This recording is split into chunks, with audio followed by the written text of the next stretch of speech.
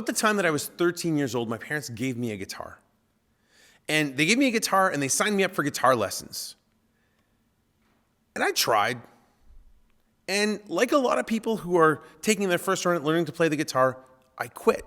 I quit because my fingers hurt, because I didn't have calluses on the tips of my fingers that I used to press down the steel strings on the guitar.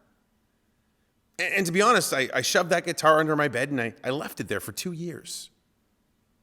Well, around the time that I was 15 years old, I felt inspired to take up the guitar because I wanted to play it. And after about a month of playing, I had the proper calluses on the tips of my fingers, and it didn't nearly hurt so much. And so for the last 25 years, I've played guitar most days, and I maintain these calluses. The thing is, if I ever stop playing guitar for a significant period of time, the calluses can go away. Now, I bring this up because I think there's a lesson from these calluses that matches up to the parable that Jesus tells in the gospel this Sunday, the parable of the talents. A talent, we often think of, it's like, well, this is a coin or something like that. A talent in biblical times was a measure of value, weighing about 50 kilograms. And it stands for everything that God gives us.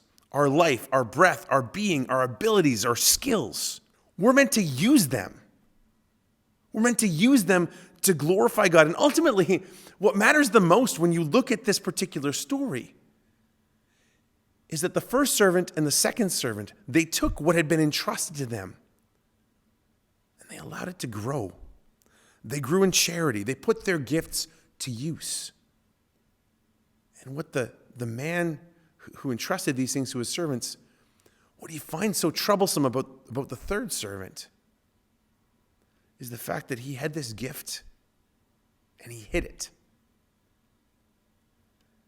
Now, you need to know that God has entrusted to you an extraordinary gift, likely many extraordinary gifts.